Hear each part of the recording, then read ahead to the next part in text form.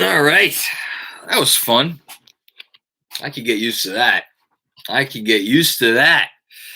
All right. The Knicks win by a final score of, I don't fucking know. They won by 27 points. Before I talk about Julius Randle, and we're going to talk about Julius Randle, let me just say it was incredibly refreshing to have the Knicks come out tonight and do what they were supposed to do against this shitty team. And all due respect to the Rockets, they're a shitty team. They did beat the Bucks the other night. Bucks had didn't have Giannis Antetokounmpo for that game. He left in the first minute, but they still won. So they're an NBA team. They could do some stuff. Not tonight though. The Knicks absolutely put their foot down, and it's like, this is what good teams do. And the days of us questioning whether or not the Knicks are a good team are over. The Knicks are a good team. They're not a great team yet, despite the fact that they were the best team in the NBA by net rating, at least in the month of April. I'm still not willing to go ahead and say that they're a great team, because to me, if you're a great team, it means you can win a championship. Do I think that this Knicks team can win a championship? Probably not. Not as currently constructed. They need another piece. That said, Harry Donert, first comment in the super chat. Of course, no comment. It's just you contributing. Thank you so much. That said, they're really, really, really good. And they're really dangerous. And I don't think anyone's going to want to play them.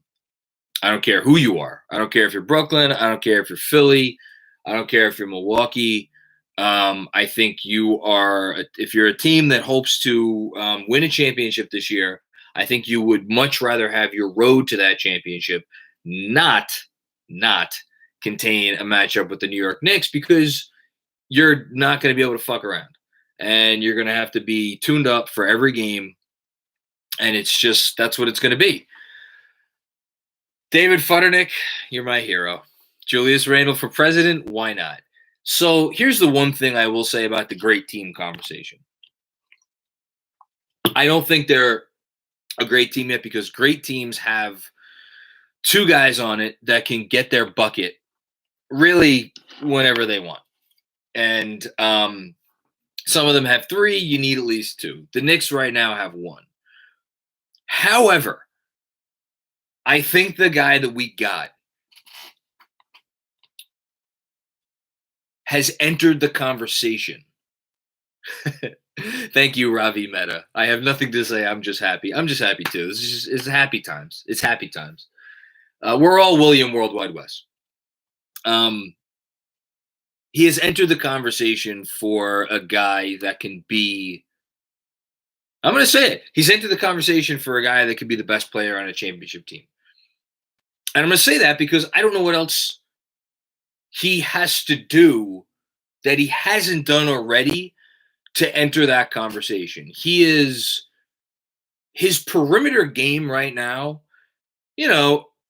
for put aside the guards, put aside your Dames, put aside your Stephs. I'm trying to think if I'm missing anybody. Luka's one of one. Luka's, going to be the best player in the league for the next 10 years. Put aside Luka. In terms of all of the wings in the league, all the wings, big wings, small wings, medium wings, whatever. Where's the guy, and again, LeBron owned conversation. Second greatest player of all time, whatever. In terms of all of the other guys, what else does Julius Randle need to show us that he belongs in that conversation? Because if he could do anything else, I don't know what it is. He is passing the ball as well as you could pass the ball for a wing. He is shooting the ball as well as you could shoot the ball for a wing. He's a beast around the basket still, even though we don't see it anymore. We saw it a couple times tonight. I don't know what else we're supposed to wait and see. And the most improved player conversation, that's over. All due respect to Michael Porter Jr. making a late push. Julius Randle already won the most improved player conversation. Now it turns to the MVP conversation, and I will preface this by saying there is no real MVP conversation, because is the MVP. He's going to win the MVP.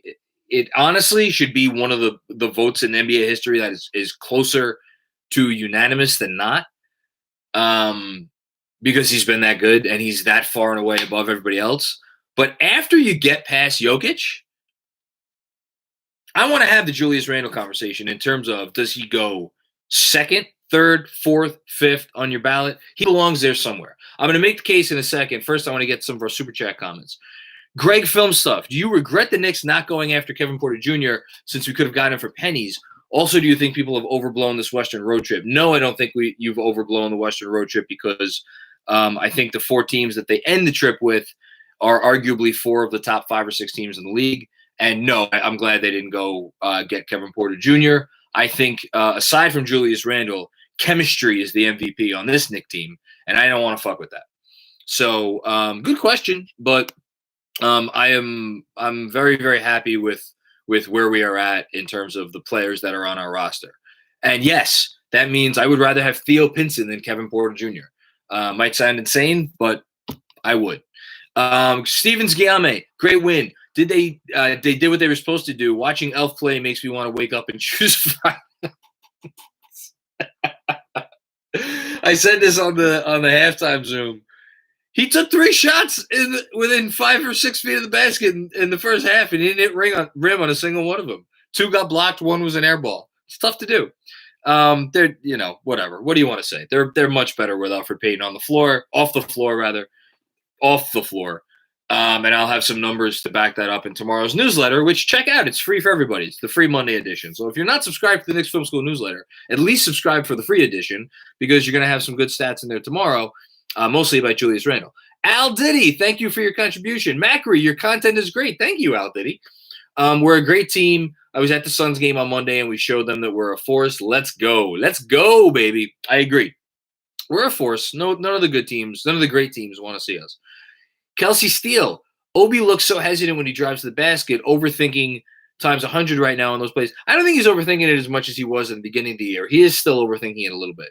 Once he learns to commit, watch out. I agree. I think Obi's going to be fine. I've been really encouraged by what we've seen from Obi the last few weeks. I've talked about that on post games. Obi's going to be fine. We're not going to see it really this year, but he'll be fine. And Kevin is a bust. I'm going to just politely move on because I don't want to crap on Kevin Knox. I feel bad for Kevin Knox. This organization did him wrong before this crew ever got there. Kane Marco, the Knicks are giving me 99 Knicks vibes. How you doing? I'm ready to bet the house on us in the Eastern Conference Finals. Again,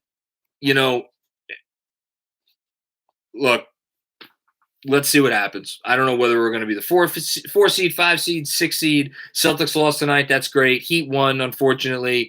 There are 2 Celtics Heat games coming up in a row. I'm going to think long and hard about who we're going to root for those games. I think it's going to be interesting. But I'm feeling good about a playoff berth, top 6. Jose Rodriguez, are the Bucks better than us? And I feel like Derrick Rose and Quickly can get a bucket when it matters. You are what your record is at this point. I think the Bucks have a higher ceiling because they have more talent. They have more top-end talent. I do not think they have more depth.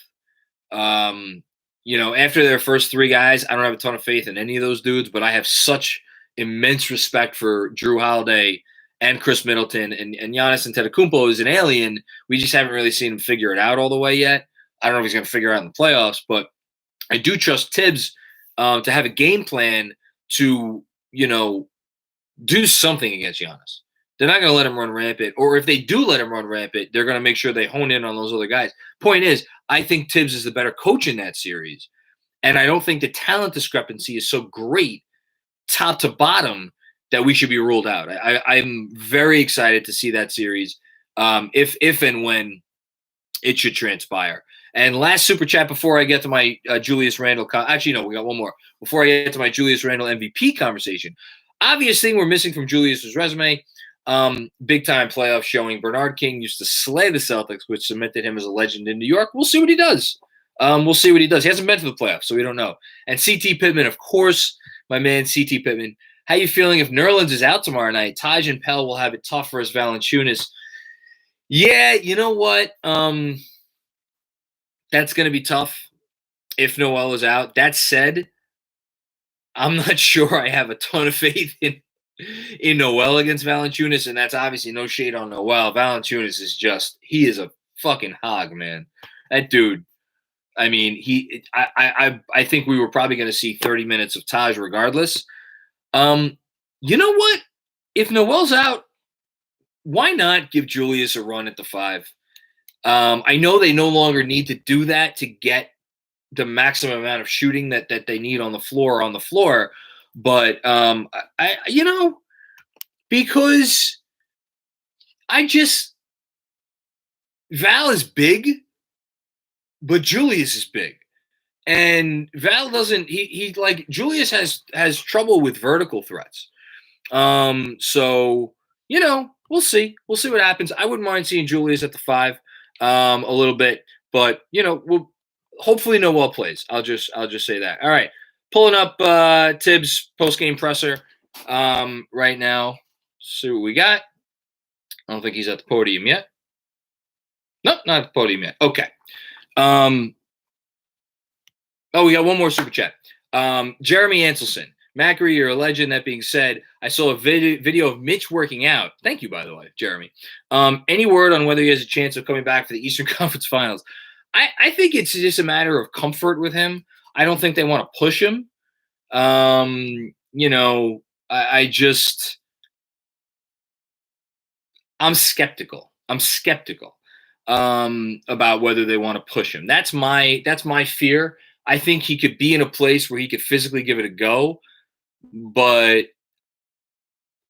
I'm not counting on it. I'll just say that. I'm not counting on it. Oh my God, Thibodeau's interrupting my Julius Randle conversation. We'll get to Julius in a second. Everyone, coach is here. If you have a question, raise your hand and I'll bring you into the room. Mark Berman. Unmute, Mark. Yeah, hey, Tom. Big smile for Tibbs. A big route tonight. What was the best part for you watching such a laugher like this? Well, I never felt like it was a laugher for us. The big thing was to play for 48 minutes. If you mess around with a team like that, they can score points in a hurry. They attack the basket. They're athletic. And if they start making threes on you, they can make up ground. So I was concerned about our reaction to the ball. He's not lying. If you don't get back and get set, it's going to be a problem. But the third period, I thought there was a point in the middle of the third where Julius just took the game over and he gave us a cushion. And then we went from there and we closed out the game well. We had a number of guys step up and play very well in the second half for us. Steve Proper. Hey, Tom, is there any idea on how severe it was with Nerlens and could he have come back if it wasn't, if it was a closer game? I haven't had a chance to talk to the trainers yet, so see what it looks like and then we'll go from there. Steph Bondi. You mentioned Julius. How nice is it, to able to give him a first game of back-to-back to sit him there for the fourth quarter? Well, the thing that's been good for us is Obi's really playing well. Yay! Obi love from the coach. To rest him more, but obviously we're headed down the stretch. He has been playing well. Playing big minutes all year, but the thing that I really respect about what Julius did, and I mentioned this right at the beginning, is he came in incredible shape, and I'm not surprised that he can handle the workload because that's what he prepared himself for. And so he takes great care of his body. He stays in great shape. He's a great worker. So he can handle the minutes. Obi playing well is a big plus for us.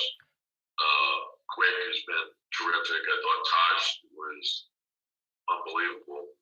And then, of course, Derek gave us a big push. RJ is very, very consistent, as is Reg. So we had a number of guys step up and play well. Ian Bagley.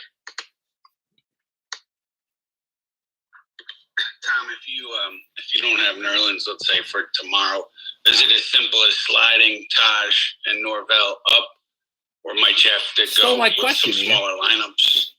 Well, we have a lot of flexibility where we can do both. So we've prepared ourselves to do both. We'll see how the game unfolds, but we have to see first where New Orleans is. Mike Workenoff? Tom, I know you didn't coach Julius last year, but I'm sure you watched a lot of film of him before the season. Coming into this year, what was your expectations for him, even best case expectations for him, and has he surpassed those? I'm sorry, are you talking about the team or Julius individually? I thought he would have a good year. I didn't see this level. Obviously the big thing was the three. It stood out right away when you're in the summer, but you're in the gym where there's no defenders. But it looked a lot better coming off his hand, and the arc was better, and he looked real comfortable with it. And that was a big concern, the 3-point shooting for our team, and not only Julius, but that was huge for his game and for our team. But all the other guys putting the extra time in as well, and Julius set the tone for that. And you see him work on it every day. He's in early, he stays late, he comes back at night, and we have a number of guys that do that. And so, if you put the time into it, usually you'll get a good result. To say that I thought he could be at an all NBA level, I never put a lid on a player. But, the way he's played in every aspect of the game, putting it on the floor, in the post, we always knew he excelled at that. But the playmaking, shooting the three, defensive effort, all those things, he's just had an impact on winning, which obviously is the most important thing. So they're not empty stats. They're stats that are meaningful. Mark Berman? Yeah, Tom, did it seem like the Rockets were less aggressive with the dog team on Julius?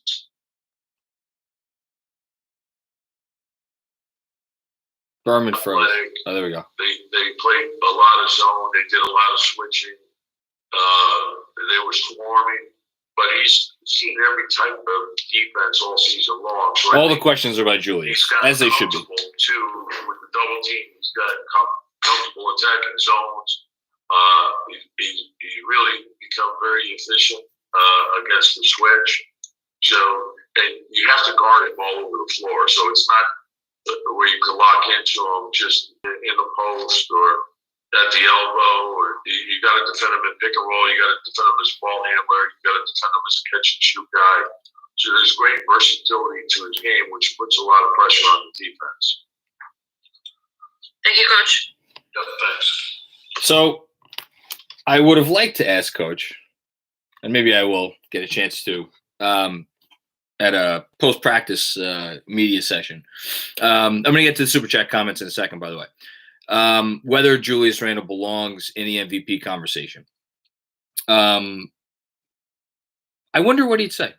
I don't know the answer. Couple of actually quick Super Chats. Forgotten NYC just came here to say, boy, oh boy, those Knox minutes were tough. Yeah, I mean, they were. We got another rough Knox comment, I think, above. The kid's not playing. I mean, it is what it is. I don't want to harp on it too much. Don Cappuccini, I think Tibbs just answered your question about Gibson starting and Pell getting big minutes. Again, I hope we see some Randle at the 5. And then Michael Shane, IQ brings me so much joy when he has the ball. I think his teammates must really love playing with him too. The spacing difference is incredible. I think they do love playing with him. I think they admire his chutzpah for a rookie. And 100%. He's my Julius is Julius, but quickly might be my favorite Knick to watch this season. Okay. This stat has been said a few times, that the only player in NBA history to put up a season with 24 points a game, 10 rebounds a game, and 5 assists a game thus far was Larry Bird. And Larry Bird did it at arguably the peak of Larry Bird's power. Sorry, he was 42% from three. 42% from three. I'll throw that in there. I forgot if I said that. It was the peak of Larry Bird's powers. He won MVP.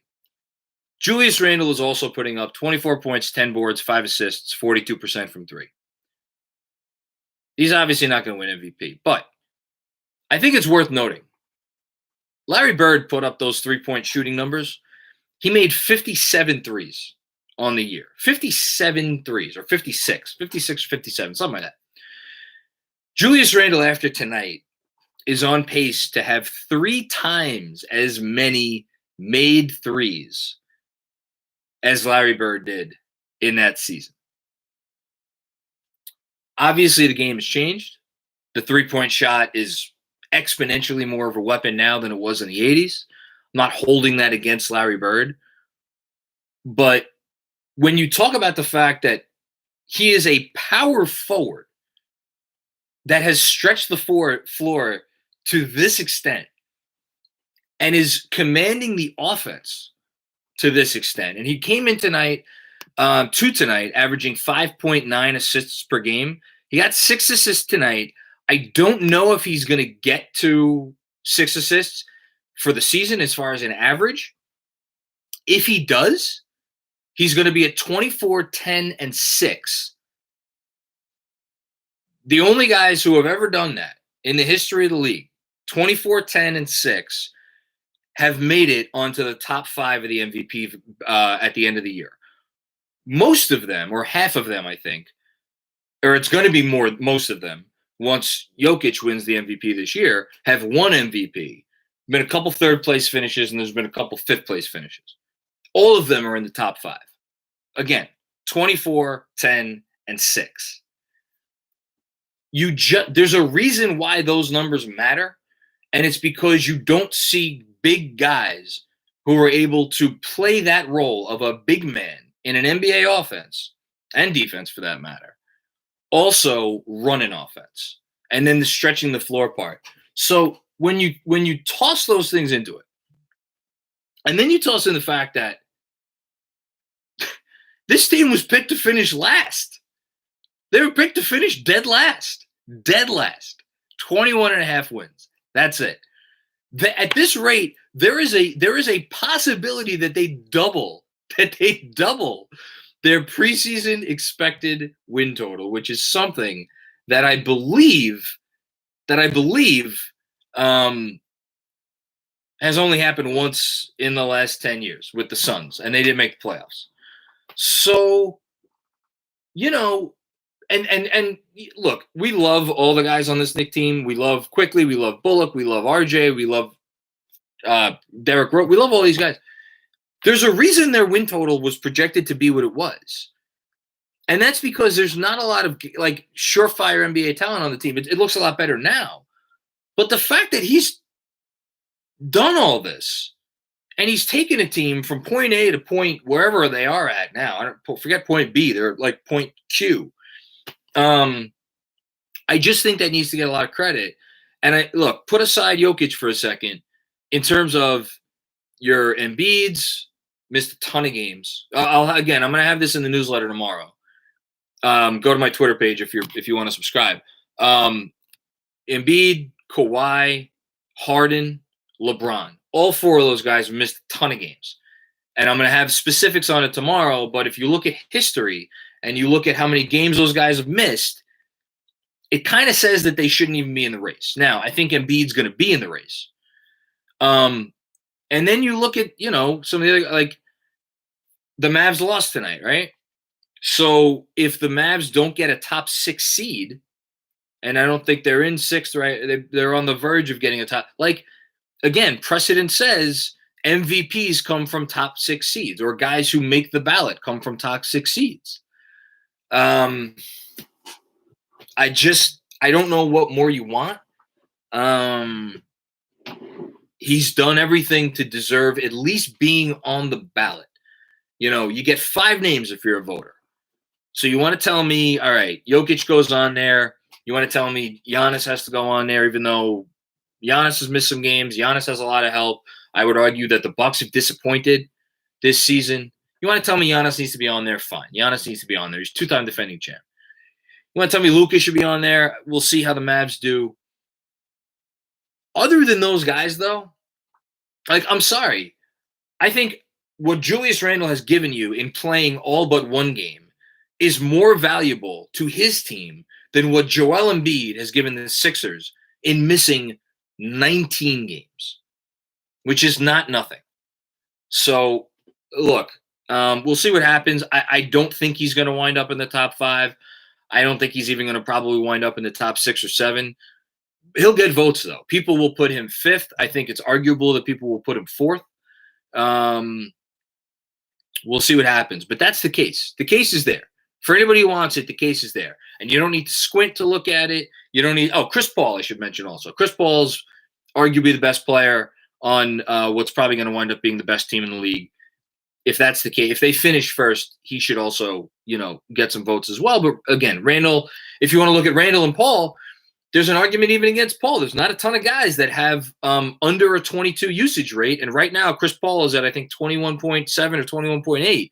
Not a ton of guys that have that low of a usage rate that have ever, forget about winning the award, that have ever even ended up on the ballot. It all goes in together. Usage, counting stats, efficiency. His effective field goal percentage is, again, off the charts. Okay, let me get back to the Super Chat while we wait for, I'm assuming we're going to get Julius Randle.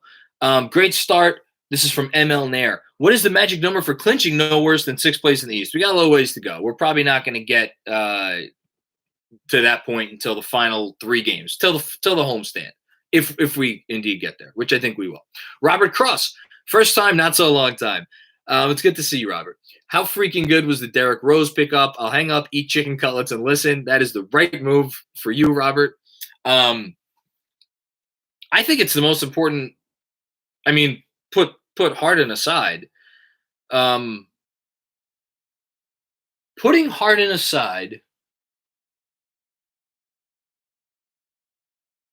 I think it's the most important pickup of the season, considering how much they've won, considering how well they're doing, considering what they have at stake moving forward and the possibility that they may actually get there.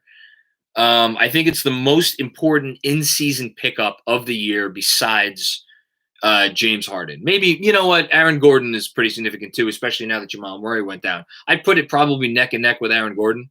Although I think Derrick Rose is more important to the Knicks than Aaron Gordon is to the Nuggets. It's just that the Nuggets, I think you could argue, are still a contender. And I'm not sure the Knicks are. I don't think I'm forgetting anybody. Am I forgetting anybody? No, I don't think so. Andre Talmadge, we need a chicken cutlet shirt. I would love to give you a chicken cutlet shirt. Direct that inquiry at our head of merchandise, Jeremy Cohen. He is a lovely human being, and he will be happy to create a shirt with a chicken cutlet on it, I'm sure. Zola J, buying or selling, Barrett and Randle are both all-stars next season. Ooh, boy.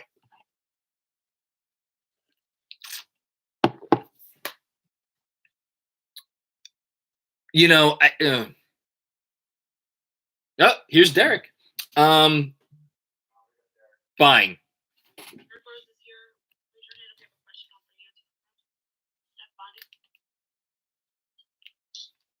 Hey, Greg. How well you've been playing down the stretch of this kind of condensed season. I know before the season you had mentioned you dropped some pounds and you were in really good shape. How much has that helped you as the season has gone along? I mean, it helped me out a lot. I mean, I appreciate that, bro, but it helped me out a lot. But I'm still trying to drop some pounds during COVID. I gained some weight. I was eating a little bit, and now that I'm playing, and around that time we ain't had that many practices, I'm trying to do extra conditioning things in practice, or whenever I get a chance to do my 3-minute runs, I do that, so that I could lose like 2 or 3 more pounds. Steve Popper? Yeah, Houston obviously is a team that's struggling, but for you guys to come out on this first step of this trip and take care of business the way you did, what does that show about this team? I mean, we're fighting for something.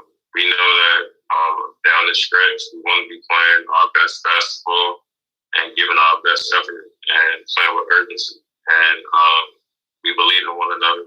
We know that we have a mission and one common goal. So it's about just picking the other person up, coming together as a team, and just fighting. I mean, teams play as they should know it's going to be a grimy game. And I love it because it reminds me of a little bit like the old school.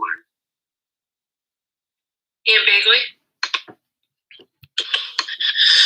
Derek, you mentioned maybe wanting to shed a pound or two after coming off the COVID bout.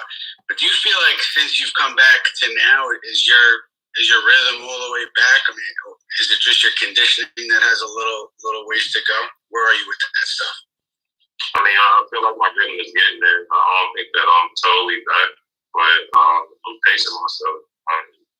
I'm taking shots. I'm not taking crazy shots. I'm taking my shots, and they're giving me shots. They're giving me my 3-ball now. I feel like I can make these shots. And He has been making my legs out to me a little bit more. It's an easy shot for me, especially when I'm taking my time. But I just gotta keep playing, keep pushing myself, and my teammates. It's all with my teammates, bro. They allow me to play the way that I play, and I want to be playing this way and playing with this much freedom and allow it. So I appreciate them more than anything. Mark Berman. We saw you were chatting with Jeff Hornacek, I guess, before the game. You know, obviously played with. Oh, come on, Mark. Anything he was conveying to you, it looked like he was giving you a little bit of a talk. Oh yeah, he was just telling me about what they was going through this whole year with them having injuries almost the whole year, or being plagued by injuries almost the whole year, and saying like, you know, tonight he didn't know who was going to play. We didn't know who was going to play. Tip wanted everybody to be prepared though. So I mean, I've been on teams like this, bro, where every night the lineup switches. Basically, you're in the countdown mode. You're just trying to figure things out. Countdown mode. Shit cards out. Like, I've been there, bro. So We know countdown mode here. Mike Borkinoff. Hey, Derek, the last 5 or so games, you've played 30 minutes each night except for all but one. Is that you just kind of saving yourself up for late in the season? Is this you wanting to kind of build yourself up for this time, or is it just coincidence? I mean, it's all tips. It's whatever the team, whatever they want me to do, I'll go out there and play. It wasn't a set number or anything. In the past, people was throwing out different numbers when we said if I was Mike Vorkanoff, minutes cop. I would get injured. I love you, Mike. Stories like that, which I didn't understand because in practice, you have an hour and a half practice, and I'm on my feet moving around and practicing for an hour and a half, 2 hours doing training camp and all that. And they overlook the practice. How you overlook me being on the court for an hour and a half, 2 hours in practice, but you tell me I can't play over 26 minutes in the game. It makes no sense, especially with the way that I played. Now, I'm not driving every time I change my game. So I feel like it was always that excuse. And now Tibb is allowing me to be out there. I don't pay attention to the minutes, after the game. I mean, to all said, but as long as we win, I don't care about any of that. Mike Vaccaro. Derek, it's no secret the challenges that await you on this road trip, but how are you guys approaching playing all these good teams in a row now? One game at a time. We're taking it as a challenge. We know that every team, because of the new system with the playing games, we know that everybody's playing for something right now, so it's more teams playing for spots. So every team or every game is going to be a tough game, almost like a playoff game. So if anything, this is what you want. You want to be playing, like I say, your best basketball, and you're playing against elite players and teams, and hopefully we take this momentum and reach the postseason with it. Thank you, Derek. Thank you. I thought that was a great response to. And again, I love Vork. I'm kidding around with the minutes cop stuff, but it's a really good answer for all the minutes, concerns out there. These guys will go out and practice hard, and and yet I think on the whole, Tibbs has not been practicing a lot with this team, and Tibbs also talks constantly about how practice is different for every player, and it depends on, are they your heavy minute players, are they your older players? So yeah, I'm not worried about the minute stuff. Let's get a couple more super chats. Let's get a couple more super chats in here as I see my text chain going off here. Ravi Mehta, what's going on, Ravi? The SB should have a new award category named Most Underrated Team of the Year and give it to the Knicks out of principle. Hey, listen, ESPN is, I'm sure, going to make a lot of money off the Knicks in the coming months because we're the Knicks. So why not?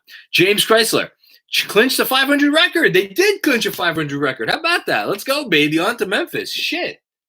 Man. I didn't even realize that. Higher heights, obviously. We got higher heights, setting our heights higher, but that's pretty cool that we're a 500 team. It's pretty cool. We haven't been one in 8 years, so that's awesome. We got a couple more in here. I know. No, I think we got it. Okay. Oh, here we go. Greg Film Stuff again. Thank you, Greg. RJ has to convert one-on-one matchups at a consistent, almost automatic rate without a pass to become an all-star. I have no doubts that he could be that. Yeah, the only reason I was hesitating before is I don't know if it's going to come next year. I feel like RJ Barrett's going to be an all-star at some point in his career, and I think it's going to happen in his like early to mid-20s. To ask him to be an all-star at 21 years old, there's just not a lot of guys that have been all-stars at 21 years old throughout the history of the league. And, you know, you saw a move tonight, not to harp on something negative. It's obviously all positives tonight, but like he had Jayshawn Tate on him in the corner. He put some dribble moves on him, tried to take him inside. Jayshawn was like, I'll take that. And he grabbed the ball. And that was that. There's still a little bit of because he doesn't have that athleticism, that burst, in every situation. He has the straight line drive burst, and we've seen that more and more over the course of the season. And he had a beautiful move tonight off the top of the glass. I forget who that was on, but like we've seen more and more of those types of moves from Barrett's. But I think in certain one-on-one situations, which again Greg is referencing here, we still see him get in those modes where he doesn't quite have that in his bag.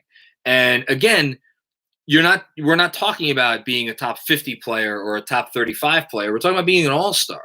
Only 24 guys make the all-star team. So, is this picking nits? Absolutely, it's picking nits. But when you talk about from good player to great player to all-star player, that's what you have to do. And we're going to get there with RJ. Obviously, we're going to get there with RJ. It's just a matter of, is it going to come next year? Is it going to come in 2 years? Is it come in 3 years?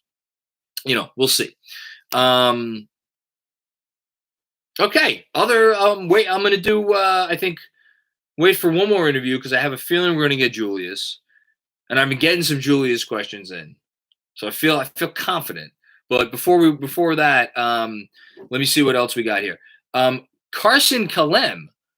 Macri, what high school did you go to in Staten Island? I went to Tottenville. I didn't go to high school in Staten Island, Carson. I went to high school in Manhattan at a school on the Upper East Side called Regis. And so I had to take the godforsaken ferry every day for 4 years, and it sucked. I love my high school, but I did not like taking the ferry. So you were probably much smarter for going to Tottenville than I was for getting on a boat every day, twice a day to go to high school. Latrell Spearwell is the American dream. I'm going streaking. That's a fantastic idea. Also says, I want to have Tibbs babies. Again, these are excellent ideas. Jonas Plout, the national media TV, is starting to lightly flirt with the idea of Julius and the MVP convo. They should be more than flirting. There should be some heavy petting. We have an update, by the way, a live update. X-rays on the sprained left ankle of Knicks center Nerlens Noel were negative, and he'll be evaluated again on Monday. Source tells ESPN. So that is indeed good news. Doesn't mean he's going to be back right away. But keep our fingers crossed. They need him. Nerlens has been a big part of this team. He's been a big help. And that's good news that the x-rays were negative. James Chrysler, Macri at Regis is the info I didn't know I needed. It's probably info you didn't need, but whatever. It is what it is. We got Xavier guy in the house. JG. Okay. Xavier, I love it. Good stuff. One of my mentors at Regis was the headmaster at Xavier for a while. Matthew Weinstein, my partner, is a teacher at Regis. Tell him that him or her that I said hi. Now we're talking about Regis on a Knicks post game. I'm sure all of the people in here appreciate this immensely. So Charlie Koenig, does this mean questionable for tomorrow? I would be shocked if we saw Nerlens Noel tomorrow. I would actually be shocked if we saw him this week. If the fact that they took X-rays on the ankle leads me to believe that this was not something he was walking off after the game. And it leads me to believe that he might be out for a few games. That's just a guess. I'm not a doctor, as you know. So we'll have to wait and see. Stanley Mann, Macri, are you the most famous alumni of Regis High School? I think that is currently a tie between Dr. Fauci and Colin Jost. I don't know. Whatever you guys think. Dirty Dancer, why is Alec Burks out if he's on the bench? Alec Burks is out because it hasn't been reported yet because you can't really report it because of like medical rights laws and whatnot. But I think we could be pretty sure that Alec Burks had COVID. And he contracted this thing, and that's why he was out for as long as he was, and that's why he's still not back. If he's still out, I would assume he had COVID, and we just have to hope. Obviously, we haven't heard from him. We have to hope that it was not as bad of a case of COVID as Derrick Rose had, because that obviously knocked him on his ass for a while. And the Knicks need Alec Burks to be their best version of themselves. And all this talk about what we're going to do in the playoffs, I think all that talk not goes out the window, but I still think Alec Burks helps this team. And I understand there's some overlap with Quickly and whatnot. Doing the ball handling in the second unit, but it is what it is. Bassoon 07, Macri. I think we're going to end it after this because my producer, Andrew Claudio, is telling me that I have reached a sufficient length. Although I love staying on here after wins. I also like sleep, and I do have to write an entire newsletter. Okay, Bassoon 07, Macri. Who do you think would win a Knicks Celtics series, and how many games would it go? I think it would go 7 games. I think it would go 7 games. Who do I think would win?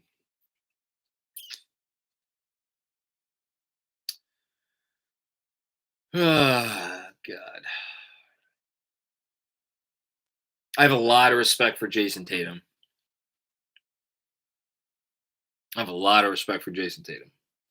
Jason Tatum's really good. And Jaylen Brown's really good. Kemba Walker used to be really good. Marcus Smart could do some shit. I think the Knicks would win that series. I think the Knicks would win that series in 7 games. I think the Knicks have been the better team all year. I think the Knicks are the deeper team. I think the Knicks are the better rotation top to bottom. Yeah, I think the Knicks win that series. Andrew, Knicks in 4. Stop it. Thank you, Andrew.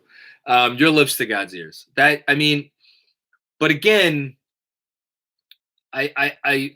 look, you all know how excited I am, and you all know how hopeful I am about what this team could accomplish this season. These are good teams out there. The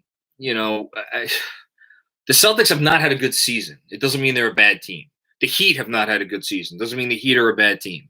The Hawks, I think, are what they are. And I think we would beat the Hawks. And honestly, at this point, that's the better question for me is who would I rather face, the Heat or the Celtics? A few weeks ago, I would have said the Celtics, and now I don't know. But we'll see. David Futternick, I don't know what you're giving 100s for, but 100 right back to you.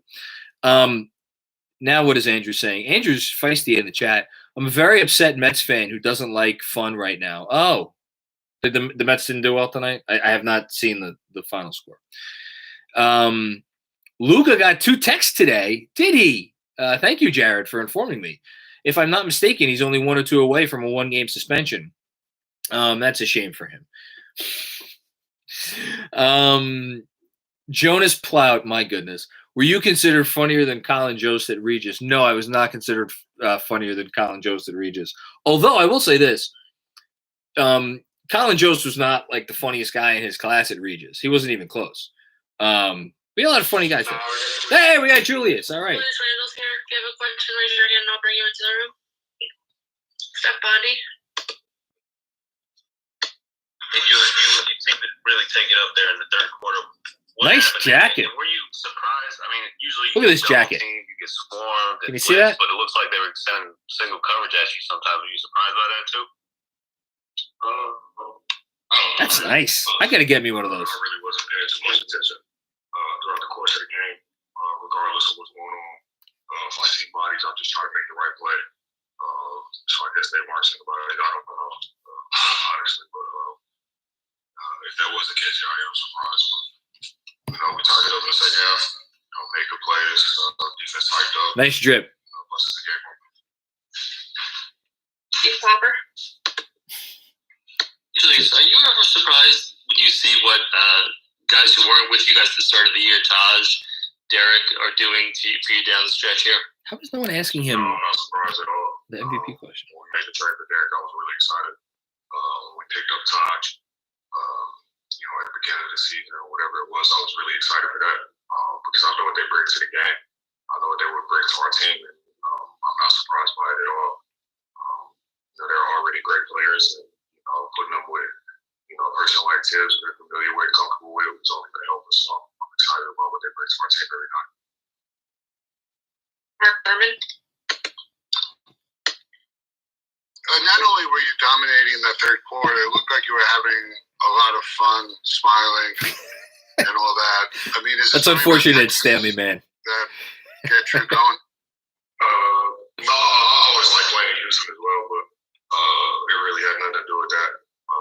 A couple guys on our team started talking, so I love competition, and it was just fun, man. So for me, it really didn't have anything about doing being in Texas.